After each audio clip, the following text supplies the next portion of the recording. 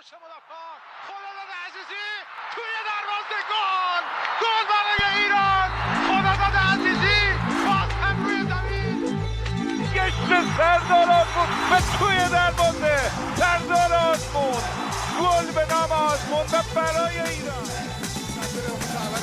بزنه کریم انصاری گل توی دروازه کریم انصاری دروازه پرتغال باز شد علی دایی سام توپ توی دروازه گل اشتباه حرکت از کوچان نژاد فرصت برای کوچان نژاد توی دروازه گل برای ایران 30 for 30 podcast presents Pink Card. Iranian women have been banned from the National Soccer Stadium for more than 40 years. This is the story of how they took their stadium back. Listen now, wherever you get your podcasts. Welcome to a bonus interview edition of Gol Bizan. I'm Samson Tamijani. If you've wondered where we've been, trust me, we're coming up with good content to release, as well as getting info on how things are shaking up in the Persian Gulf Pro League, with the youth national teams, and certainly with the Team Melli coaching situation. Be sure to follow us on social media and subscribe on YouTube if you haven't already. It really helps us out. Shima Oliaee has produced and hosted several high-level serial podcast productions, most notably Dolly Parton's America for National Public Radio, which won prestigious journalism awards from the Peabody to the Edward R. Murrow Podcast Award. Her latest project, which is making waves across platforms now, is Pink Card, published by ESPN 30 for 30 Podcasts this past November. It takes a deep dive into historical, personal, and cultural connections of women to Team Melli and what has made following Team Melli so special and worth sacrificing so much for. Here's my conversation with Shima. Shima, thanks so much for joining us. Thank you for having me. Really appreciate it. Yeah, Shima, I had a great time listening to this 4-part podcast series on ESPN 30 for 30 podcast. For our listeners, if you want to find it, that's how you do it. We'll also provide links to it. And it's only 4 parts. If you don't want to get, dive in too deep, it's okay. It's only 4 episodes, but it's very much worth your time. Shima, you connect a lot of your family history of girls and women loving Iranian football and Team Melli to the story of open stadiums, to recent years, the whole history of that. I want to ask, just as you describe in your podcast, a simple soccer-loving girl growing up in Nevada, what made you want to take on this project? Because you started well before any of the current protests took place. Yeah, there was a couple factors in me starting to report this.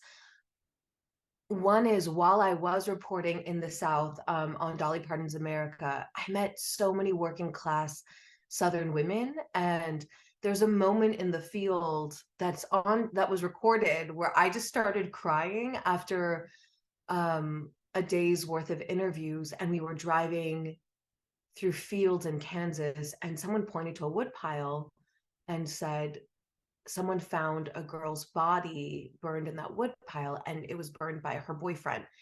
And I started crying, and I started sharing about the pain of women in my family, though no one I know had been murdered, but just the fact that I think I had heard many stories from my grandmother or my cousins who had stayed in Iran about how alone they were in facing struggles. And also I had perceived how much the rest of America looked down on Southern women.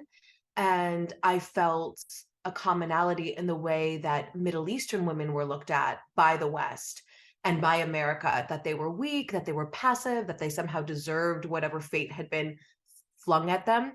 And I really wanted to change the story. And when I would watch Iranian news or news about Iran in America, it was usually men speaking or men screaming.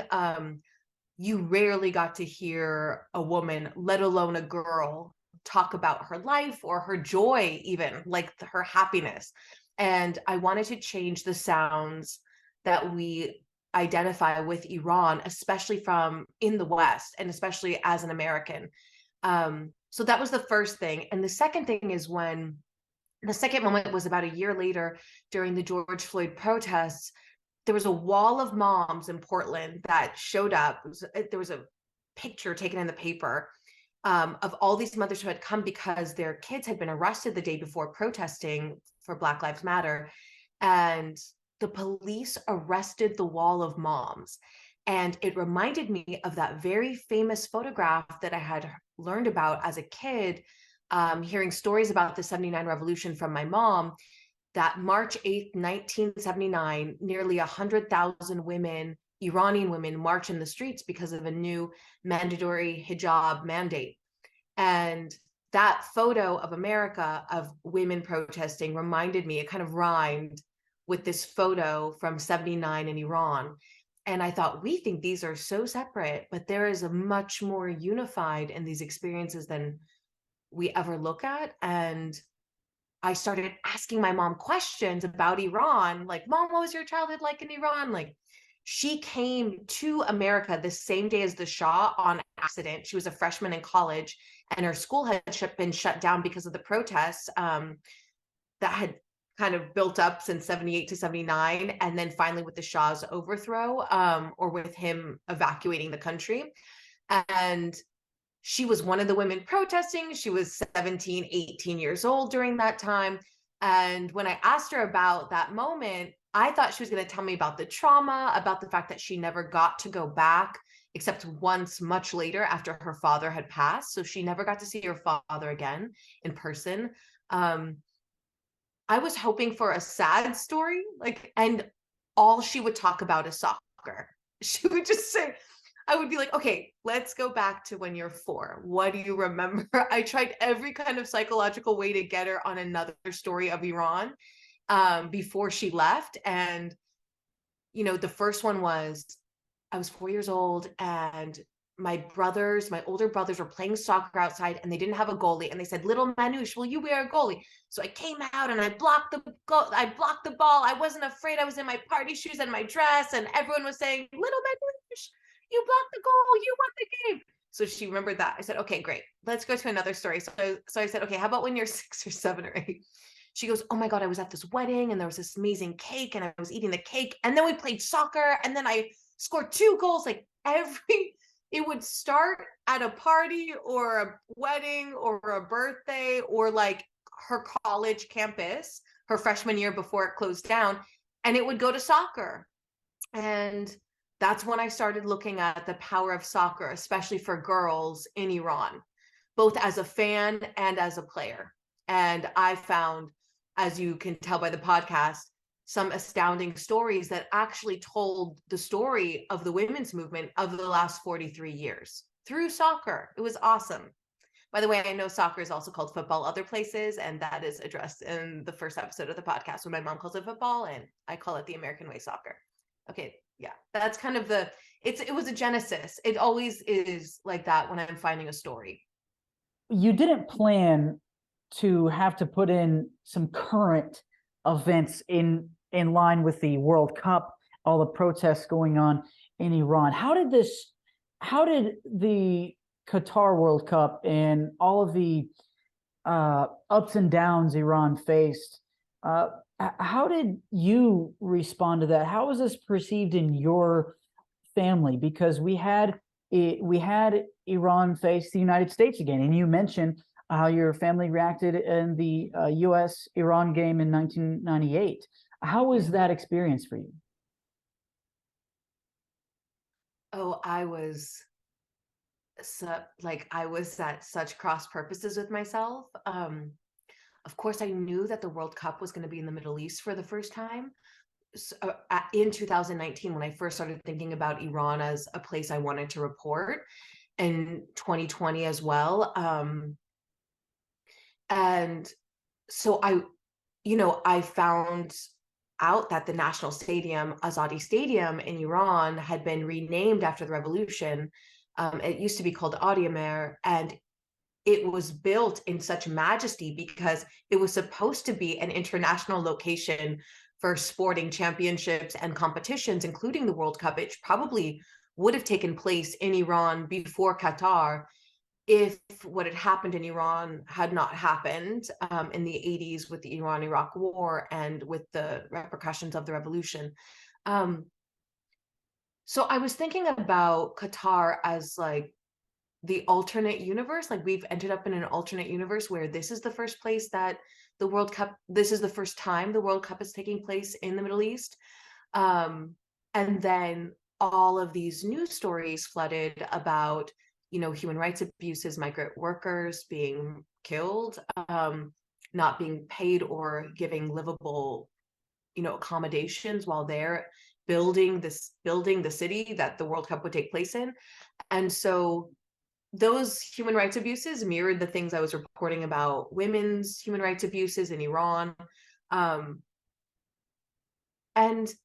I was surrounded for 3 years reporting this by huge Iranian soccer fans. And I was watching the Iranian soccer team. They had one of the best seasons in 2022 and 2021. They were number one in the Asian League. This is a funny story. As I was going to Turkey with my mom to meet Zainab, who is living in exile because she snuck into a game as a boy, and her whole family has been forced to flee. A lot of other horrific things happened to her, which is in the podcast.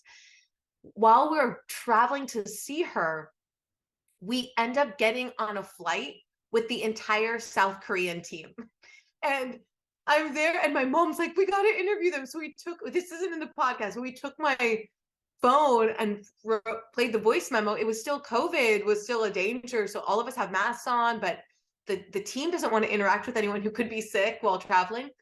And my mom asked them, like, who's the best team?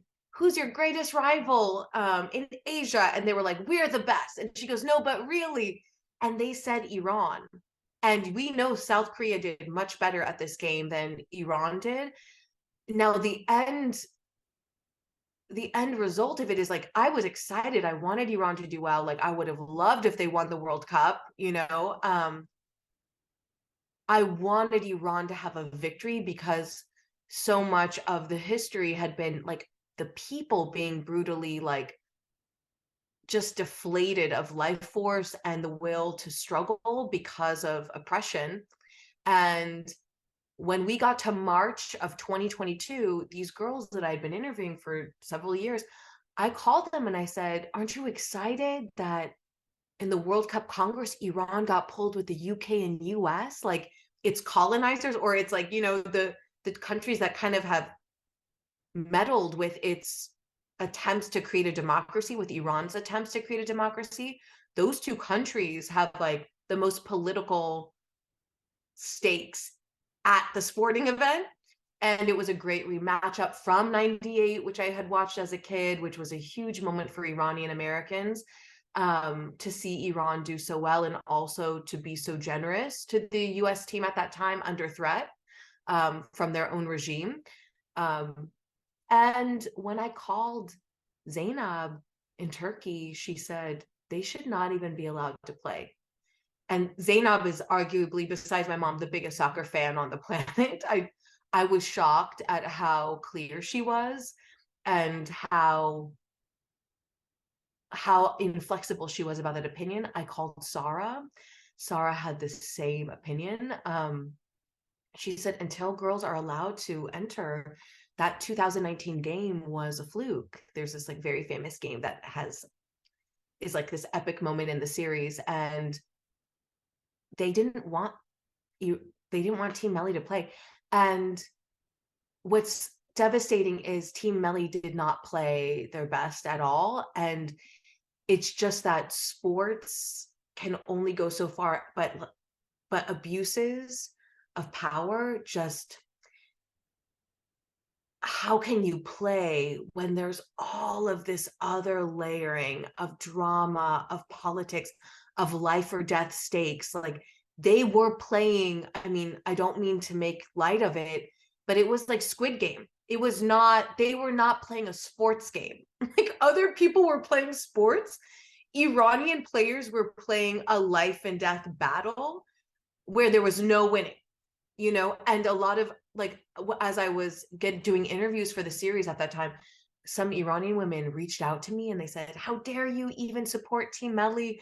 And I said, they didn't sing the anthem. They sing the anthem. Like, how much of this is their choice under a dictatorship? Like, that's the whole story for the women, is it's not their choice. Like, you don't get a choice in a dictatorship. You don't get a choice when you could be murdered.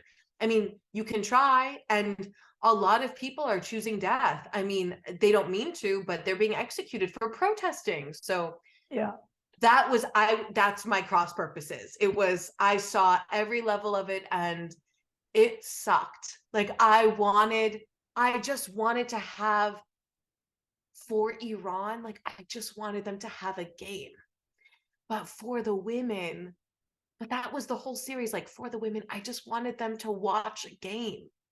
And they couldn't even do that. It's just like the simple joys of life. And then you see the World Cup news take over, and everyone is high and going crazy, filled with joy. And you see, like, oh, for 40 years, 3 generations have been robbed of this. The girls, they never got to experience that. And that's what I'm curious about, Shima, because for nearly 40 years, the one thing that could unite Iranians across the world, regardless of political ideology, was the fact that so many, like what you described in your podcast miniseries, is that they love Team Melli. And that's why those in Toronto, Los Angeles, France, everywhere were so happy when Iran won in 1998 against the U.S. Yeah. They were, for the most part, from what we could see, happy when Iran beat Morocco in 2018 and almost advanced in Russia. And this time was so much different. And many of our listeners and viewers on YouTube know that open stadiums took the position of wanting Iran banned from the World Cup. It didn't happen. FIFA was never on board from the beginning of making that happen. Why do you think that was such a stronger call this time? I've said this openly elsewhere, but I do think that Iranian women were the canaries in the global coal mine. They had dealt with FIFA for decades, and there's a time when enough is enough. And I think for Sarah of open stadiums, it was enough is enough. She was interrogated by police during the World Cup, even trying to leave the country. Even when I was like fact checking the series, it was like triggering for her, because I sound like a policeman asking her questions like, okay, you said you met Nasreen here. You said you met, Mabuba came into the White Scarves here. I was just doing reporting work, and she's been interrogated so much and living in secret. Like she says in the series, I'm 35. This is my whole life has been for this. And so I think it's hard. I had these young women so bravely share their stories. So sometimes what gets lost, and I don't feel like I'm the person to say this person has been so mentally beaten over years, over decades, that they are not the same person that they were when they started the fight. And Zainab, who is very relatively young, younger than you, 24, I think maybe turning 25 this year. When I met her in Turkey, she's rail thin. She is not okay. She shares, like, I need a therapist. I'm not. When you are attacked, like, it's not just that you're sneaking into games or that you want to get into games. It's like when you just finally turn and face the enemy and you go, no, I will not let you stop me anymore from speaking the truth, from doing what I love, from doing something that everyone else gets to do. Like, so you're running, right, most of your life. And then these women turned around and faced the enemy. When they do that, it's not an easy battle. They are attacked, mentally abused. Blue Girl, before she took her life, they had her under custody. They took away her phone. She didn't know when she was going to get out. They call it, Mabuba talks about it, it's white torture. They try to destroy the girl mentally before they can do it physically. So maybe even she will destroy herself when she's free, which we're seeing right now in the protesters being let go after being tortured, is many are taking their lives. And people are wondering what happened behind the scenes. So they break you first, and then they hope that you physically break yourself. Yeah, but from the side of wanting the consequences to be paid to the players who have qualified, and this is what the other side of the argument is, because we've seen one argument on one side and this argument on the other side amongst Iranians, is that many of the players completely have conveyed agreement with protesters. Sardar Azmoun, Mehdi Taremi, former players like Masoud Shojaei, former captain who is now a prominent coach in Iran, Nekunam. Yeah, Shojaei, he spends a lot of time in the US as well.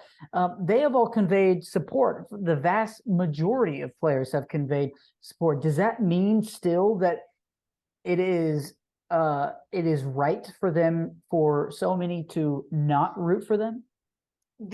I think no one has any issue with the players, but they are being used by the politicians.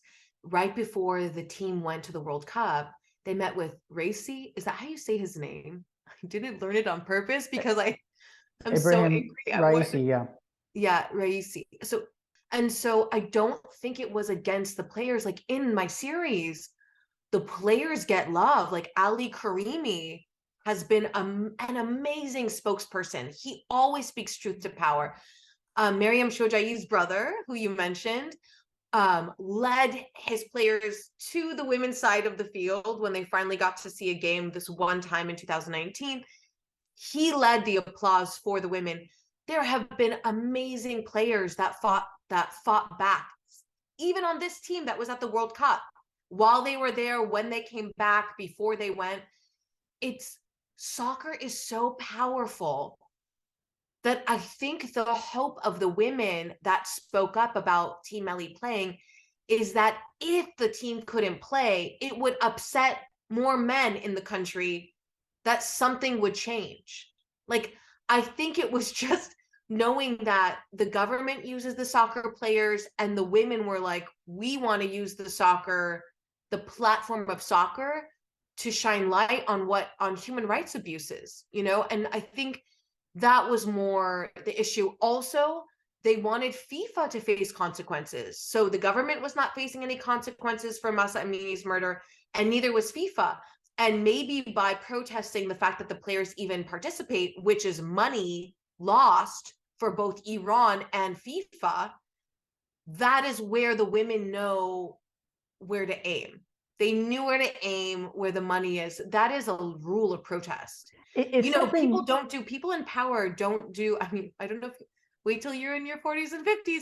I'm not there yet, but the more I've lived, people in power do not do the right thing unless they have a very deeply honed character, and it's very rare. If they do, they will, even if they lose everything. But most people will not unless it protects themselves. And so that is why protesting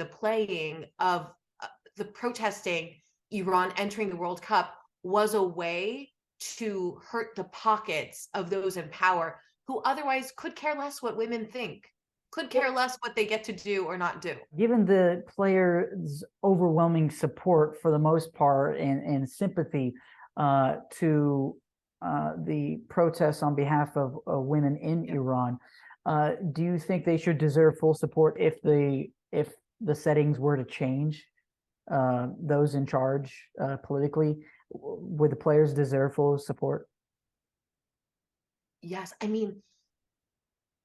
the players are not one political view, right? They're a diverse team, though I do think who gets to be on the team is also a political can also become political. There have been players that spoke out, that did the right thing, that faced, whose families, face danger. Even, I mean, former players, Ali Daei has come forward about his family could not leave the country. No one doesn't, even me as an Iranian-American, I want the Iranian team to do well. Like, I don't like that they couldn't play to the best of their ability. That's in a free world, you can play sports and do your best.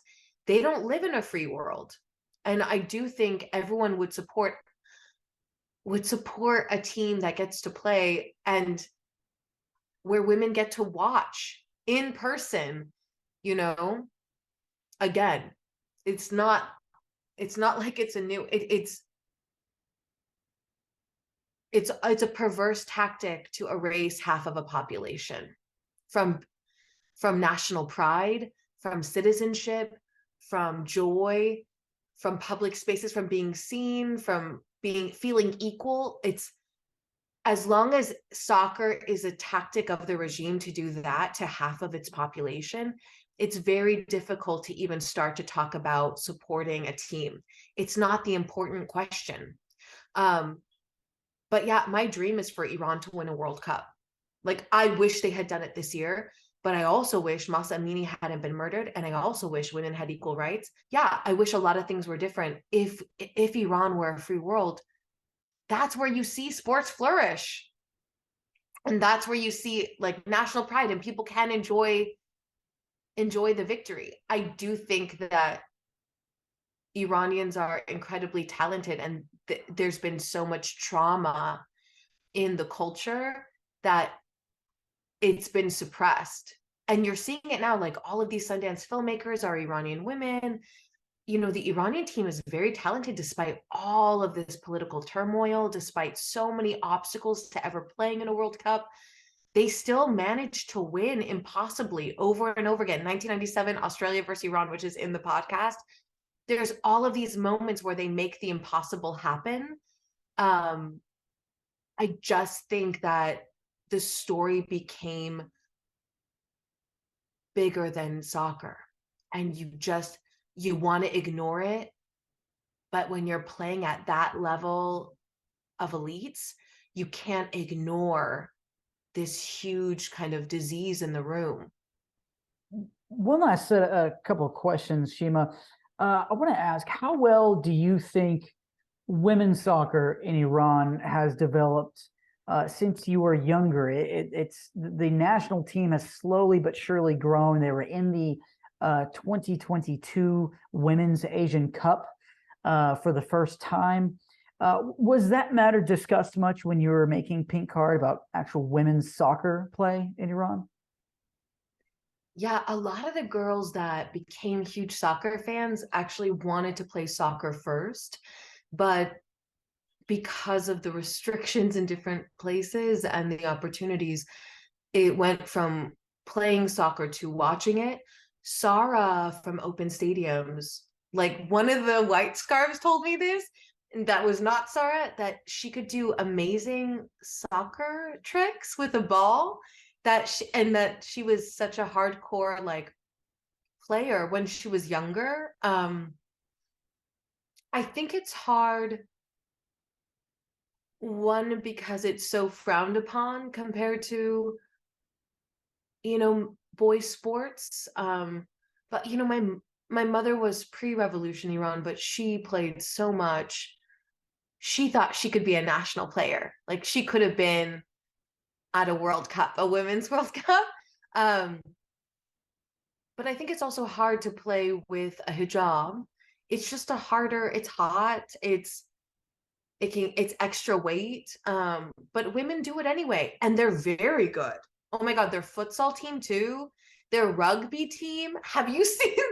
There is an amazing story in my research I found of this Italy versus Iran game where it gets wild, and like some of the Italian players are like grabbing the hijabs of the Iranian girls and like swinging. It just gets so intense. But the Iranian girls are fierce. Like, they just they love sports. They love, there's a famous Iranian boxer. I mean, even some of the girls that have been arrested during these protests are sports figures. The rock climber, a chess player, not quite a sport, but still a like world-class competitor. They're all very politically minded too, and really want to try to fight the good fight on behalf of ordinary people. But there's more restrictions. You can't leave the country without your husband saying yes. There are international games, so there are things that make it harder for them. I do think if the country were to change its laws around women's lives, I think there would be such a boon. I think women really love sports in Iran, and especially they love soccer. Do you see yourself making anything else or covering anything else on Iranian soccer in the future, or Team Melli, based on what you've learned with Pink Card, that you can share with our viewers? I do. There's always stories that you can't fully dive into. I do want to look at a story I found about the women's national team. There's actually several stories I found, but I also would like one day to make a film about some of the things I reported in Pink Card. I would like to bring it to the visual screen.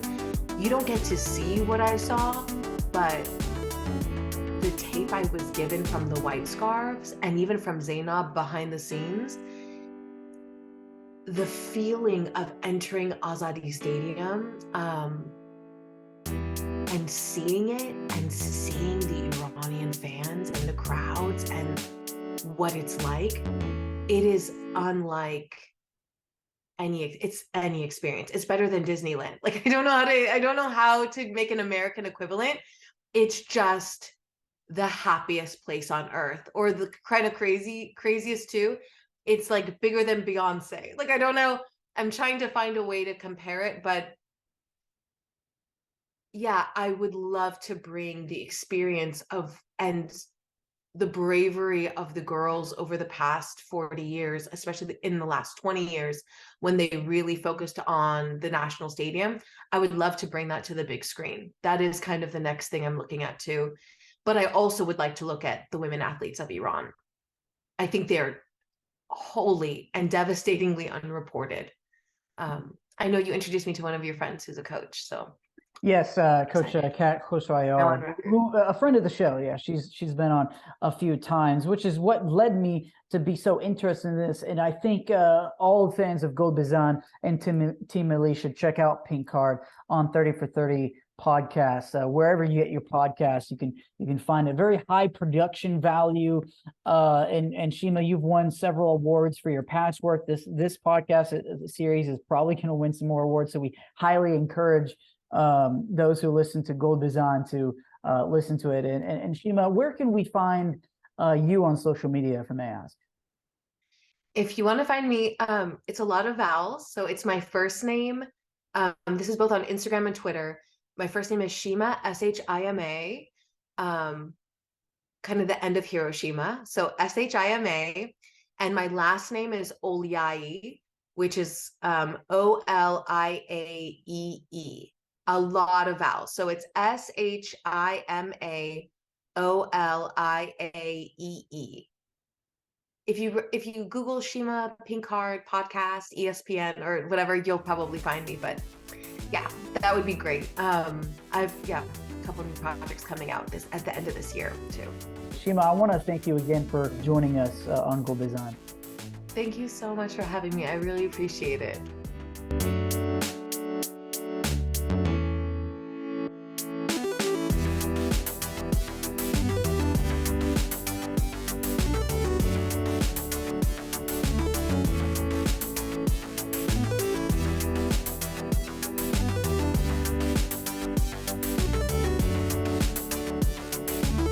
Hi, my name is Samson Tamijani. You are listening to Gold Bazan podcast.